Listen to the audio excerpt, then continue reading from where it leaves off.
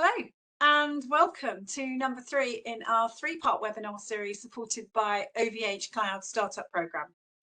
And in this final part, we're looking at growth in adversity and looking at strategies, tools and tips for startup growth resilience. So even in normal times, it's not all launch parties, oversubscribed funding rounds and winning awards, is it really? But these are tougher times, impacting many more early stage and established firms, actually, than most of us will have seen in recent times. And so we think that pinpointing the support you need and the stuff that maybe you don't need a bit faster and in good time when it can actually make the most difference to you at this time in your business growth may be the startup superpower that makes all the difference. I'm Sian Milley. I'm an accidental techie and corporate innovation obsessive. And today we're focusing in on how to recognize and hone that superpower with the help of a super group of diverse panelists. So I'm just going to briefly introduce to you now. So if panelists, when I mention your name, if you can just raise your hand, we'll say hello, whatever you feel like this morning. So first off, Eva Geresz of Venture Café Warsaw. Good morning, Eva. Hannah Williamson of Edge VC, Philip Murray from OVH Cloud, Peter Cunane of Innovate Finance. Morning. And Sabrina Giles of Wenham Carter. Okay, so let's make the most of the time then we've got this morning. And as you know, I want to find out from you what you think the chief threats for early stage firms are as we sit here this morning today. And are they different to what you've seen before in the work that you do and in the ways that you interact with early stage firms? So, Peter, can I come to you first? Of course. And thank you, Sian, for the introduction and welcome everybody to the panel this morning and to this webinar. I represent Innovate Finance. We are the UK's preeminent trade body for the global fintech sector based here and elsewhere around the world. And we are coming through UK FinTech Week, having spent the first couple of days of this week at IFGS, our global flagship event here in London.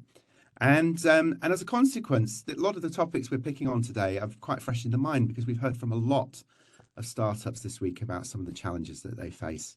So in my day-to-day role, I'm the international director, and as such, I'm keen to sort of connect those that are perhaps seeking to scale overseas. But I'm always mindful that many of the companies and in fact many of our members are in that sort of slightly earlier stage, that pre-seed and Series A, approaching Series A stage, where the challenges are very different, but the foundations, if we can get them right, do lead to greater success further on, which is relevant to my direct work.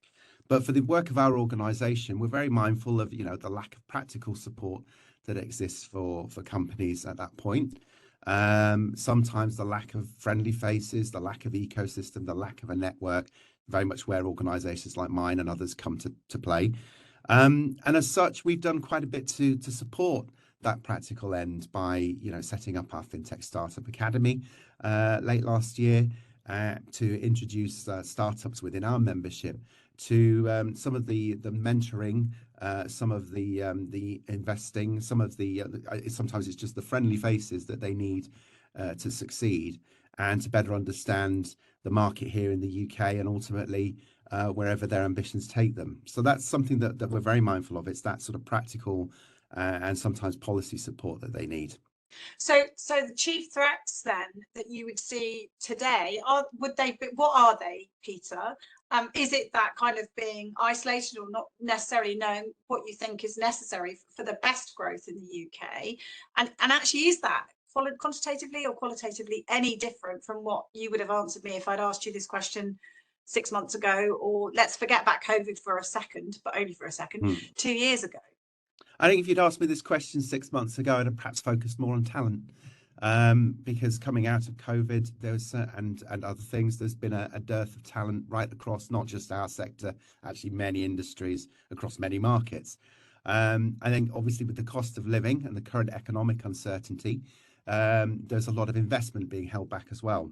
Yeah. So I think it's kind of a double-edged sword at the moment in terms of companies that want to grow, not having the people to grow. Yeah. But also not having the cash and the resources to grow as well. Okay, thank you very much. Eva, from your perspective at Warsaw Venture Café, what do you think the threats are, the main threats for early stage firms at the moment?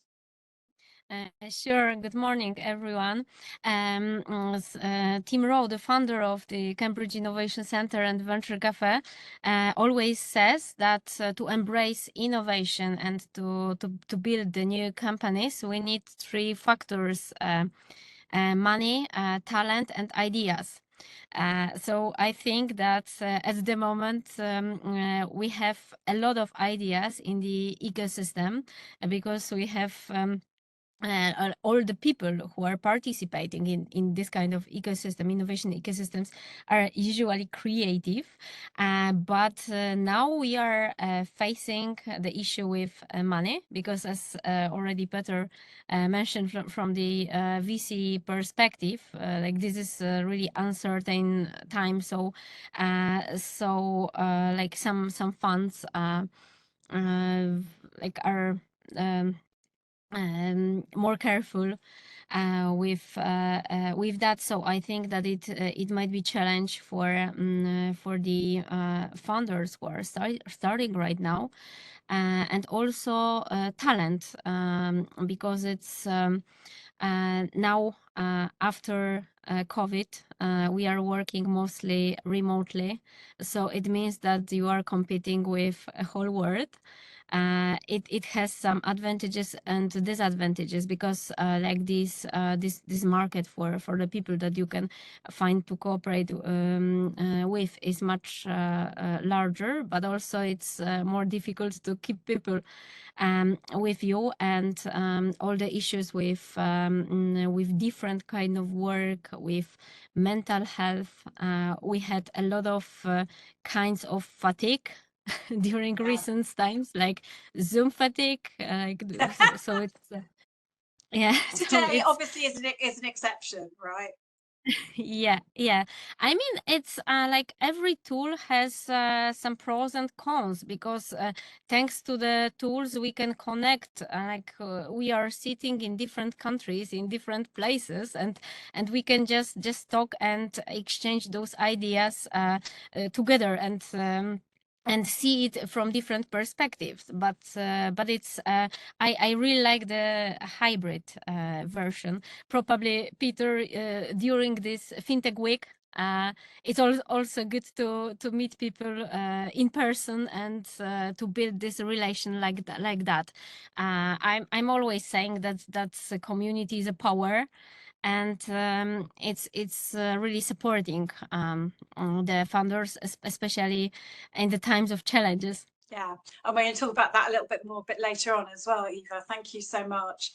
So Hannah, Eva referenced the VC perspective and connecting that to the key threats for today. Obviously, you are a VC. You can tell us a little bit more about what you do and who you work with. But again, the same question to you then. The chief threats for the early stage firms that you engage with, what do you think? Yeah, so I work for a company called Edge VC, so I'm an investment manager there, and we're a specialist VC operating in the UK, and we focus on investing in what you could coin as late seeds, early Series A businesses, and we focus predominantly on the creative economy, and I also sit on the board of 3 companies, spanning from esports to ad tech and a marketplace for user-generated content. So I think, just touching back on Ava's point around finance and access to finance, I would see that as one of the biggest challenges for businesses in the space currently. Just kind of a little bit of research around that. So Bloomberg reported last week that VC funding for startups is down 55%, and venture capital money to US startups has fallen for 13 consecutive quarters. And in Europe, 13, Hannah. 13. And in Europe, it's a similar picture. So VC funding has dropped 66%, and that's particularly across the seed stage businesses. And that is really a few factors, but from the knock-on effect of 2022's high interest rates and broader economic uncertainty. So this pullback from investors combined with companies, potentially inability to demonstrate strong year-on-year growth, if the macro market has affected their own sales, makes it quite a tough market to be operating in at the moment. So I think kind of to turn that on its head, and what can companies do in this kind of climate, is very much good financial management, keeping track of cash flow, cash forecasts. If you do need to go out and fundraise, it tends to take longer than you think, so make sure you've got a lot of runway before you go out to the market. Can I just ask you there, just on specifically on that time to fund, if we can call it that, how different do you think it is? Again, it's very hard. Does it even make sense to try and forget about COVID? Possibly it doesn't. But you're saying, even if you thought you understood how long it was going to take that number and double it at 25%. I mean, what would you be, particularly in the creative, the sector? And does that is your sector any different to any other, do you think? Yeah, I guess there's been a few impacts from COVID in positive ways and negative ways for the creative sector. So particularly if you think about location-based events that were closed down in COVID, which really jolted some of their expansion strategies due to lockdowns. And then the ad tech market has been very, very tough in particular, which has also affected some of our portfolio companies in the wider market. Yeah. In terms of timeframes, we usually say that this takes kind of 3 months, 4 months, but I'd always add in a buffer of an extra month or so. And kind of key to that is get prepared, get your house in order, get all of your accounts and your model and your forecast, and get everything already filed, already have a data room which you can go out to investors with, because part of the process is kind of the constant transfer of data and the request from the investor. So if you've got all that set up ready, you should be in a quicker place to then kind of, and also if that information is ready, then this investors can tell you quite quickly if it's a yes or no, because you've got the information ready to present. And also, if you've not been able to demonstrate 50% year-on-year growth, kind of have a think around, what is the story that you can tell to make it a compelling investment opportunity? Yeah. Are you seeing signs of recovery? Have you carried out further product development, which means your technology is more defensible? Do you have a number of large contracts in the pipeline that you're looking to execute on shortly? So yeah, there's ways you can frame it and approach it as well. Okay, super. Thank you so much. Philip, coming to you then, from the perspective of OVH, if you again explain what you do, who you do it for, and yeah, certainly share your perspectives on what you think you're seeing as the chief threats for early stage firms. Thanks, Sean. Yeah, so I run our startup program globally for OVH Cloud, and so we're a leading European cloud provider with global data centers, and effectively the startup program provides what I like to call a concierge journey, but to the word we're using more regularly now is a company journey onto our cloud. So we basically make it easier. We provide you with some free cloud credits, as well as one-on-one time with our engineers to help with setting up or migrating or whatever you need to do. So basically we're a technology partner, but we're also providing these free credits. So and we want these startups to have a good experience and go on to be good customers. Obviously, startups, the nature of the game there is sustainability. So if they're going to be good customers with us, they need to be sustainable. So the funding challenge has been raised now by a few people. So I won't go into that in any more detail, but there is a knock-on effect of that, which is you need to be more focused. The threat is that if you're not haven't quite found your sweet spot yet, that in terms of product market fit, there's the risk that you're not going to stand out to the VCs that are investing. So I think that that is the risk at the moment. Okay. For the startups. Have they got that sweet spot? Do they really know? Have they got the ears open? Are they listening to what the market is saying? Do they understand what the customer's needs really are? Yeah. Are they able to address those? Are they listening to what the VCs are actually asking in terms of their requirements. So you're going to have your ears and your eyes very wide open at the moment to make sure that it's you're not in your own head. You're listening to the market and those who you need to rely on at the moment to help you. I don't want to put words in your mouth, Philip, so obviously come back, of course, but it feels like we're all sort of saying, and you're saying, it probably was a bit easier to be in your own head a bit more because money was there, right? Cheaper and easier to come by. Do you think, I mean, you may not put it quite that way, but do you think that's one of the main issues, that you cannot live in your own head and just have this, but I know this idea is going to work and I'm going to change the world? That kind of startup superpower of total belief in what you're doing, which is great and necessary. I think what you're saying is you definitely need to temper that now with gaining a superpower of actually, as you say, not just living in your own head, but having your ears and eyes open. Yeah, in a boom, whoever can shout the loudest has probably got the best chance of getting the money, whereas now they're going to be looking at the numbers more closely, a lot of scrutiny. So do you really have traction? Yeah. What is the customer really saying? Are they going to be buying, renewing next year, or next week, or Yeah. so the economics are going to be a key. Great, thank you so much. Sorry, thank you.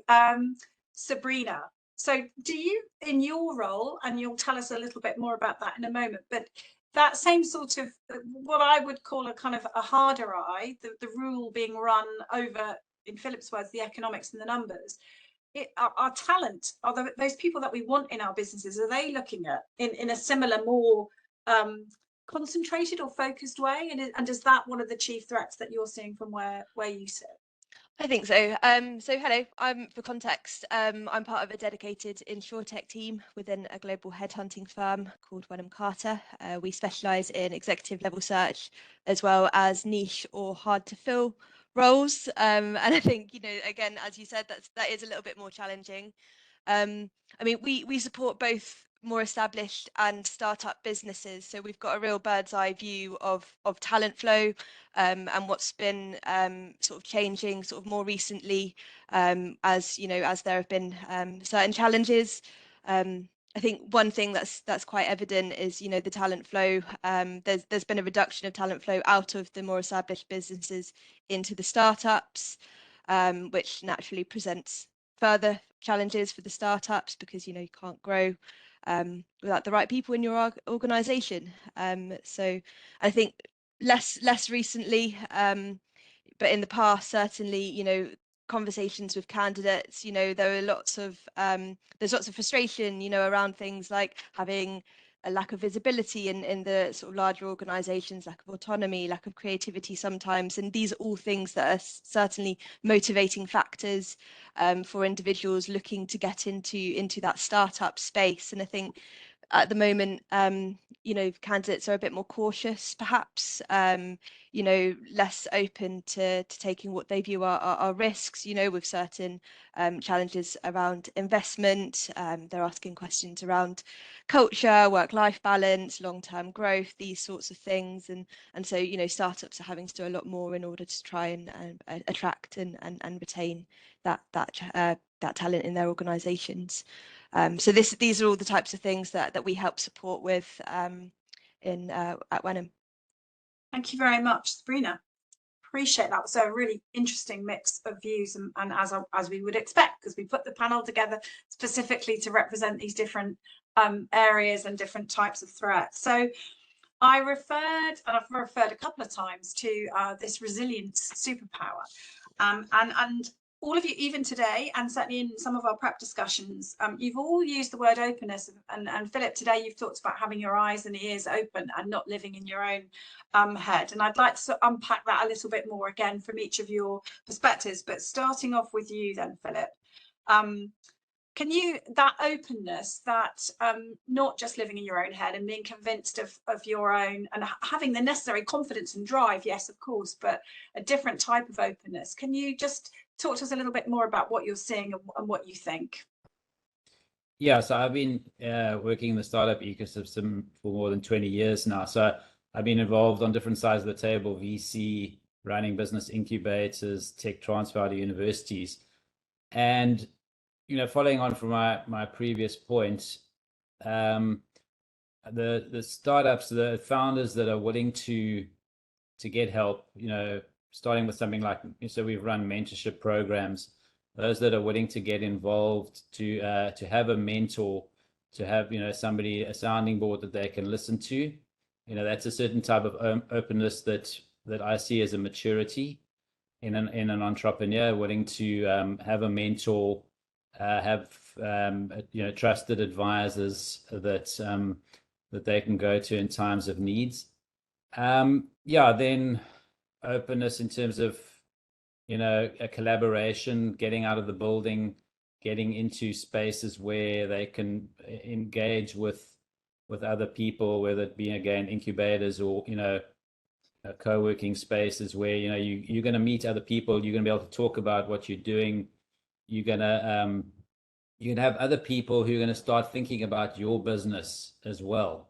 That's what I saw. The people that moved into business incubators that I run, I became one of the people that's actually part of their business, because their business was in my head, and whenever I bumped into somebody else, I was thinking about their business for them. Yeah. So it's that multiplication effect of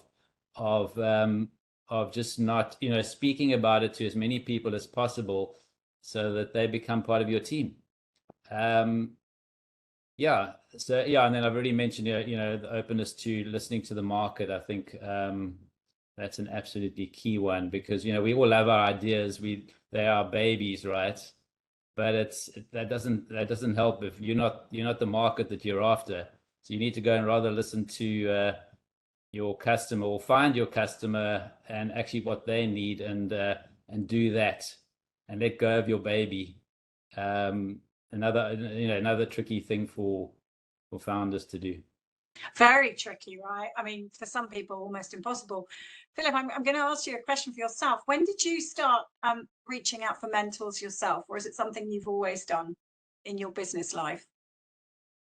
I got involved in mentorship and coaching when I was working for a venture capital company back in South Africa, and we were looking for help with our portfolio company. So we wanted to improve our skills, to help our portfolio companies.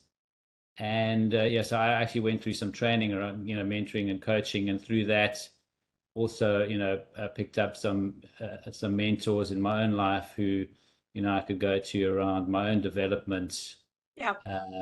Which has been invaluable, just to understand better who I am, and have people that I, trust, that I can speak to. Yeah. Thank you very much for sharing that as well. Sabrina, coming to you then, that openness. So your views on what the openness that you think is really good, and maybe some examples of where that being the opposite, being not open or potentially even closed, is just not the right recipe to support the growth and the individual leaders as well, because you will have direct experience with individual leaders also. Yeah, I think as has been mentioned, the most successful startups that we work with are the ones that are clear on objective but open to consultation, and it's as Philip said, sometimes that can be difficult to pass on your baby, so it were, and allow others that have sort of a clear view of the market, sort of give you sort of advice and consultation on. And I'm going to speak purely from a talent perspective here.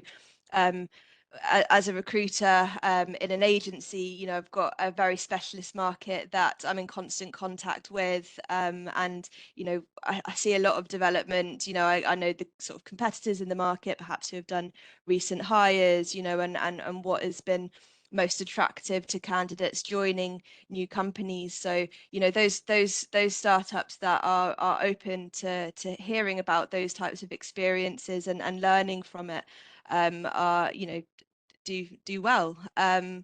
And I think also, you know, another advantage, and this is particularly true when we're supporting startups that already have a strong market presence in one location, expand into a new location. You know, something that that we're able to provide is you know, an understanding of those in this new market, how they view the company as they're growing, and you know, that can be really interesting and useful from, you know, from a value proposition perspective and product market fit and all those sorts of things that you wouldn't necessarily assume that recruiters could provide insights into.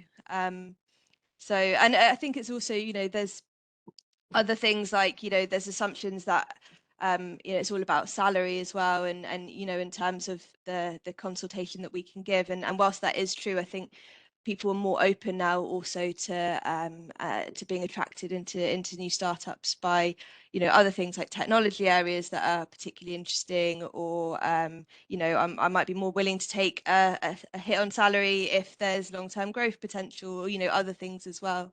So I think being open to sort of hearing from a wider perspective is going to contribute towards success.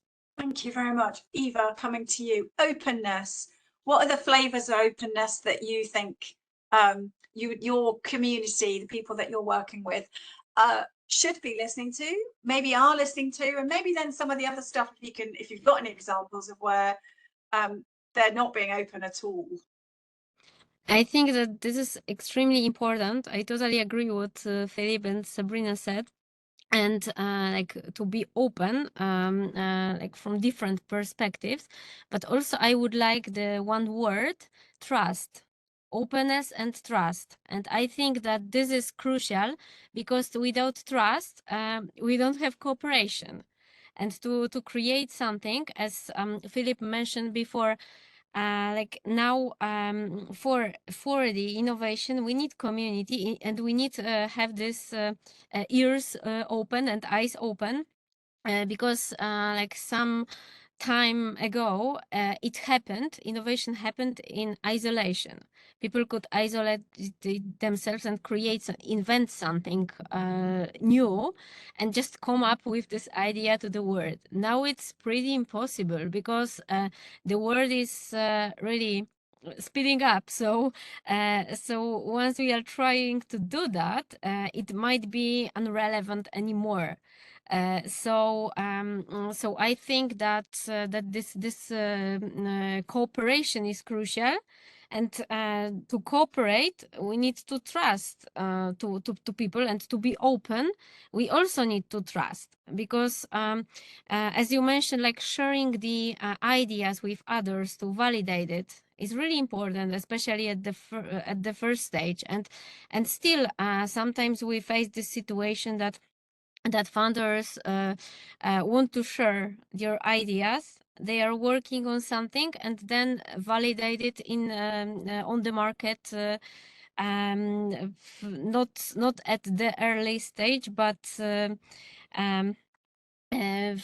later, and it just taking time, and probably you could do the pivot much more earlier. And I think that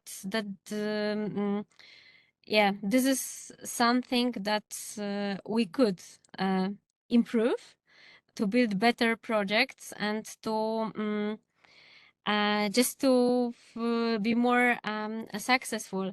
There is also one interesting method, if you would like to check your idea, to invite a few trusted people and to play the game Kill My Baby. So those people just have a task to find disadvantages of your solution, and then you are more prepared, you are bulletproof going to the market. So I really recommend to be open and to trust people to cooperate, because it's really worth it. Yeah, I just wish we could find a different label, Eva, because every time I hear that phrase, I kind of I don't, but we absolutely know what you mean. Kill my idea. Kill my idea. As we know, you know, yeah, the idea is it's a relatively weak word for the way that founders have to feel and generally do feel about their creation. So you're right. If baby's not the right word, idea is probably not quite strong enough, is it, Peter? So listening to those views, then I mean, I can't help but think that there are going to be some reactions saying, I'd love to have the time to think and to share and be open. I'd love to have the opportunity potentially to be able to say, I don't know. But in reality, do you think the systems that we have to support founders and early stage firms actually support them to say, I don't know? To be open, and don't just restrict yourself, obviously, to that definition of openness. What other be open thoughts would you want to share? At the risk of agreeing but actually sounding controversial at the same time, I don't think the systems are in place to support that. Once when you're driving forward your business at an early stage, time is the one resource you definitely don't have, or certainly perhaps lock yourself into the mindset that you don't have. So what can we do to help there? I think one of the best pieces of advice I've heard recently is around openness. It's actually around attractiveness.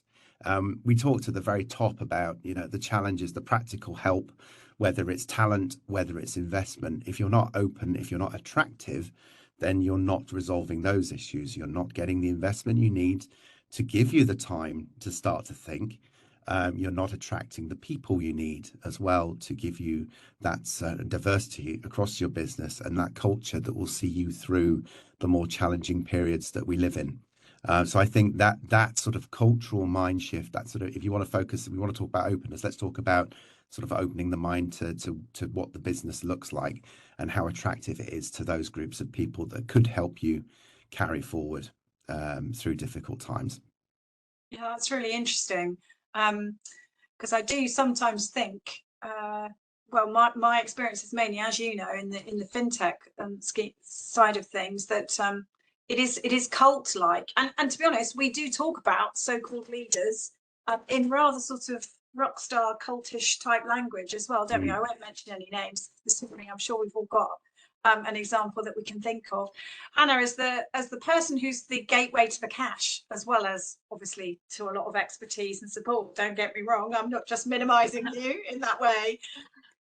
Openness as a VC, what's your definition of openness that you're looking for and that you would try and encourage? Yeah, I think openness from a board director and a VC is around communication. So constantly speaking to your investors and your board and keeping them in the loop. For example, cash flow management, as you said, and the forecast. If you're going to be low on cash or you're seeing a cash pinch point in the future, let your board know as soon as possible, because that can help them plan with you, and rather than doing an emergency fundraise because you've told the board, oh, we're going to run out of cash, that's next month. It's a much better position to be in where you've given them lots of notice. And I think we previously spoke about this in the other session around, we do look at founders to be this oracle of knowledge, all-knowing, crystal ball, to set the strategy where the kind of market's going to head. But it's also okay to say, I don't know. No one's got a crystal ball. So I think if you're a founder and your investors or the board are asking you around questions and you're not comfortable with kind of if the strategy is right or it needs changing or whatever it might be, it's fine to say, I don't know. And in that respect, then your investors and your advisors can bring in people from their network to say, we tried pricing at this rate and it's just not working. It's not kind of gone the way I thought it would go. Okay, let's bring in a pricing strategy expert. Let's see if there's something that we're missing that we're not seeing here, and kind of look outside the organization. So those will be my kind of tips on that. So if I can just ask them, what happens if I'm running an early stage firm and the people that I've got around me, including the people that are funding me, don't react in that way? Hannah, if I say, well, I don't know, I'm not entirely sure and I need your help to work it out, and they get the response that says, well, go away and get the answer because you're running the business, that's why we invested in you. I mean, what does that tell you? I mean, there is definitely still a macho culture, is there not, around have all the answers, and if you don't, bring me the solutions, not the problems type stuff.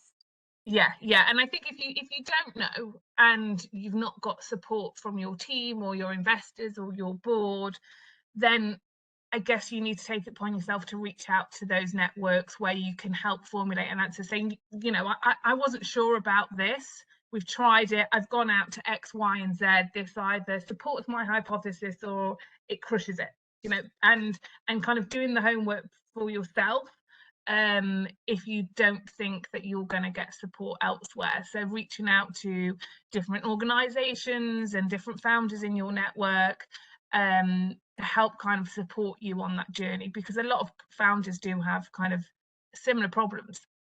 Yeah, which brings us very neatly onto the next topic of conversation. Thank you very much, Hannah. So we're going to talk a bit about ecosystems and communities in that mix, exactly as you've just said, Hannah. So I'm going to come to you first, Eva, because that's what you specialise in, the community, the Venture Café Warsaw part of what you do anyway. And I'm going to ask everybody, but starting off with you, Eva, can you give us some examples of how you've seen that supportive, moving people forward, helping actually in practice, in action? What difference has it made to some of the firms that you're working with? Yeah, thanks, Sean. I think Hannah perfectly started this topic, because actually this is one of the example when the community might be really supportive and really helpful for the funders, especially single funders. If sometimes we have this syndrome of leader loneliness, because like single founders are like they are responsible and cooperate with VCs. They have the teams, but they let's say they are lonely in their issues. Sometimes they cannot share everything with people around them, and this is really helpful, like to have this community to be able to reach people with similar challenges. I really also recommend some mastermind groups because it really also helps. You can hear from different perspective what others, how others see your problem, and sometimes it's really surprising. So what Venture Café does, it's I mentioned trust, and I think that trust is really important for cooperation and for being successful. And to build this trust, you need to know the people, and you need to recognize this community. So one of the program of Venture Café is Thursday Gathering, which is a weekly event happening in few cities in the world. Some locations are in US. There is also Rotterdam, Tokyo, Warsaw, and every Thursday people are meeting.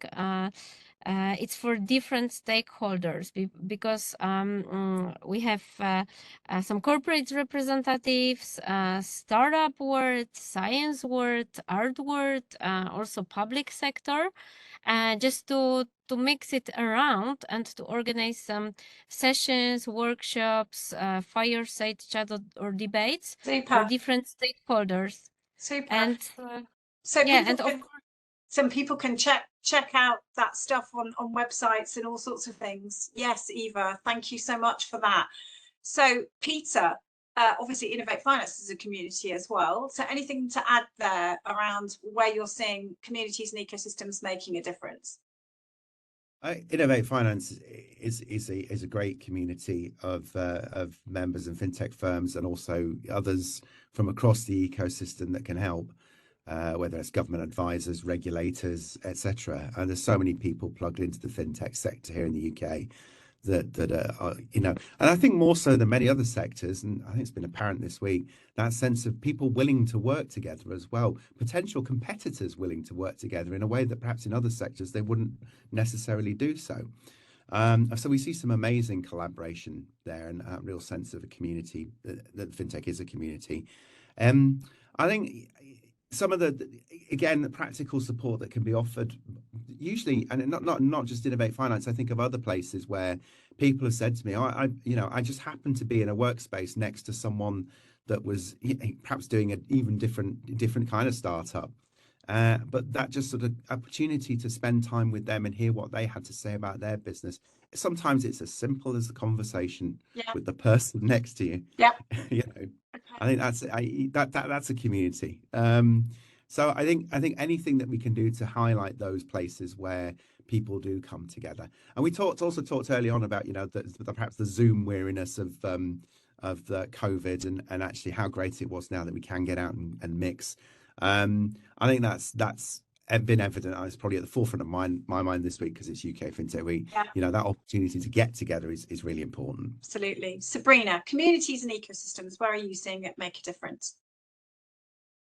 I think all over really. I think the biggest thing, and I'm going to try and keep this quite clear and concise, is that especially in the insurtech space, which is where the space that I work, is that it's all about alchemy and it's all about networking, and actually just remaining connected all the time in your market, but also in the wider startup space as well. That's where it's going to make a difference, and making it as broad and as wide as possible as well. It can be leading on sort of other founders, it can be leading on veterans in the space, it could be leaning on agency support as well, because we're also specialists in your market. And it doesn't really matter. It's about extending and remaining as connected as possible, I think. And giving as well as receiving, right? I presume. Absolutely. Yeah. Absolutely. Philip, it's got to work both ways. Yeah. Philip, OVH talks a lot about community. So you must think it's a good thing. Absolutely. No, we're all about supporting the ecosystem and building community. So, our startup program is connected with what we call enablers, so incubators, accelerators, venture capital companies in the ecosystem, and we actively work to bring those different groups together. Obviously, the startups and scale-ups as well, in order for them to create those connections. So, one of the activities that we do from a go-to-market point of view for our startups and scale-ups is our showcase events. Where we get the enablers together with our startups in the same room, often around a particular vertical or topic. So you've got the kinds of people that you want to mix with, either in a local event or for local physical event, or sometimes a global virtual event. And so that allows so we have startups pitching for venture capital to VC panels. We'll have clinics around cloud solutions. We'll have networking, opportunities and things like that. So it allows those connections to happen. We see, funding happen. We see contracts being signed. We see, partnerships forming out of these events that we run. Yep. We've actually got one here in the UK on the 16th of May. So you could look at our events website for that as well on the 24th of May. So there's a local physical one on the 16th of May, and then the 24th of May we've got a global virtual event. So just to extend your network that bit further to to start connecting with a network outside of even the UK, you can do that through our global virtual events. And lots of stories that I could say around the contracts, the funding, and partnerships that are formed through those events that we run with our partner Impact Ventures. That's just one of the things that we do for our community. Thank you so much, Philip. Yeah, and a really nicely done advert, by the way, as well, which is absolutely fine since OVH is supporting. This is part of the support program. Well, so we want you to come and join the events and get the benefits, right? So definitely. See you there. Yeah, so you heard it here first, everyone. So look, we are out of time for today's conversation, but I wanted to ask each of you, you have a founder or a founding team looking at you and listening to you right now. The one thing, and I know it's always a hideous question, but one thing that you would be saying, please do this today if you do nothing else. Hannah, what would you say? I would say cash management, keep investors in the loop, communication is key. 3 things in one. I love it. Full Thank stop. you.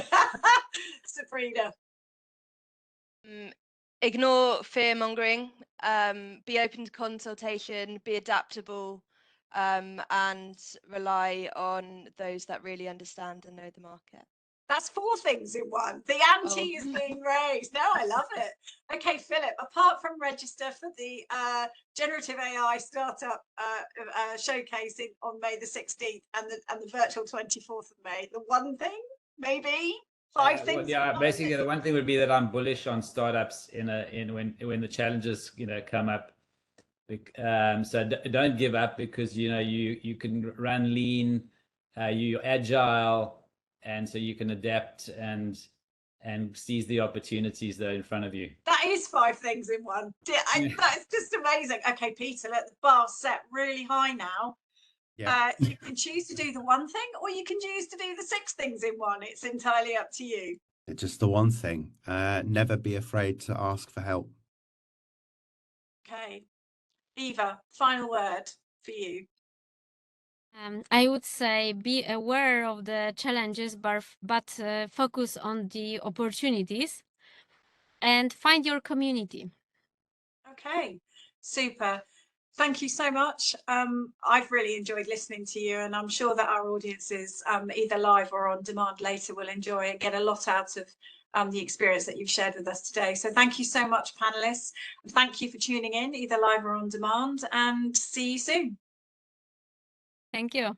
Thank you. Thank you.